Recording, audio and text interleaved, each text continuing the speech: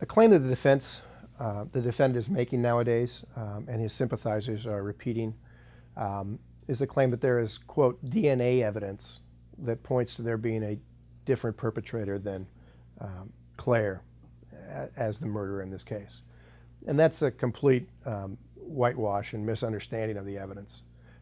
When you use terms like that nowadays, people automatically think of the kind of evidence, DNA evidence, that's introduced into court every day, to which expert scientists will testify, this DNA belongs to that individual over there and to nobody else on Earth, to a frequency probability standard of something like 1 in a trillion.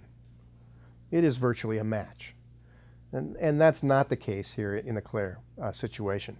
Those 1 in a trillion kinds of probabilities come from what we would call multi-locus autosomal DNA findings. And that's a big word, but that's a particular kind of DNA testing, and it's when you have an ample amount of genetic material to do testing. We didn't have that.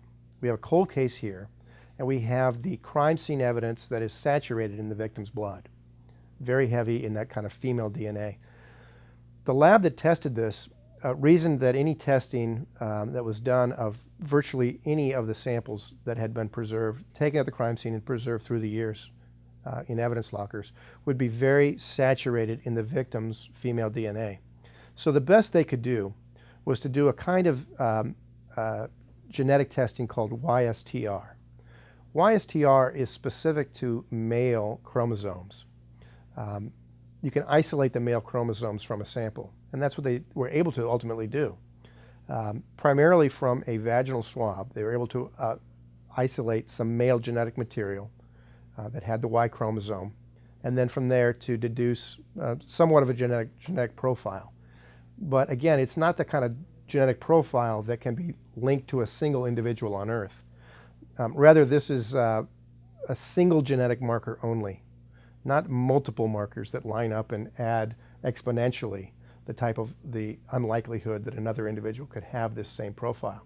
In fact, this single genetic marker, this Y-STR profile that was deduced from the vaginal swab, is a very common genetic marker. It's shared by multiple ethnic communities, including Asian, Hispanic, white, and black. And it's the kind of genetic marker that is shared by about 1 in 500 men. So doing the math, that means that right now in California, in the state of California, there's some 36,000 men walking around with an identical genetic marker, as was deduced from this profile by the lab from the vaginal swab. The reason the genetic testing was done in the first place was in 2007, Huntington Beach, a separate agency that had not investigated the Rodgers murder, but they had their own cold case murder that had occurred only one night before the Linda Rodgers murder. And it was also a burglary, and it was also an apparent sexual assault. So there were some similarities between the crime scenes. When Huntington Beach got the cold case DNA hit to the frequency of 1 in a trillion, that there was an individual named Gerald Goh who had sexually assaulted that victim, Elizabeth Hofschneider. Once that case was being prepared for filing against Goh for the murder of Hofschneider, our office decided that out of an abundance of caution, because of the closeness in time and some similarity in apparent modus operandi, the MO of the cases, the Linda Rodgers crime scene should be tested for DNA. And the decision was made to go ahead with an initial phase of testing. And so by no means all of the evidence, but a sampling of some of the evidence that had been left in a evidence locker was brought out and tested for DNA. Now, there were only 3 known samples that they were tested against: Gerald Goh, the Huntington Beach murderer; Kenneth Clair, who had been convicted of the murder of Linda Rodgers; and then Linda Rodgers herself. At that time in 2007, there was no linking made to any individual, although it was clear that that genetic marker did not belong to Gerald Goh nor to Kenneth Clair. But what was also found when the testing was done in 2007 is that there had been no semen. And thus, the criminalists who were reviewing the evidence opined that whatever male DNA had been detected in the vaginal swab was not the result of any recent sexual intercourse. Rather, it was more likely to either have been the result of probably a days before sexual contact, or else it could even be contamination. And that's something that is not infrequently found in cold case testing. In 2010, the same lab that had done the DNA testing notified Orange County DA that in a separate, unrelated case that they were contracted to do some work on out of Fresno County, that an individual in that case, a male, had an identical genetic marker as the male genetic marker that was found in the Linda Rodgers evidence testing in 2007. That was communicated to the district attorney's office, and we dutifully then communicated that to the Kenneth Clair defense team. A round of litigation ensued.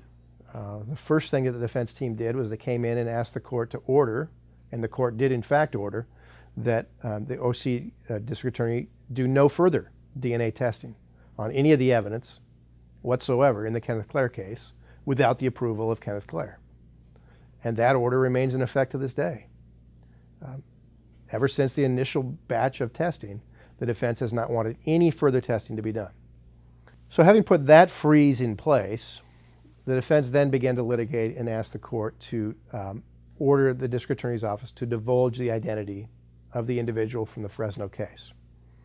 And that round of litigation took place and ultimately ended up in the court endorsing the DA's position that the individual from Fresno, who was 11 years old at the time of the murder, and was known to be living outside the United States and known to have no male relatives with any connections to Orange County.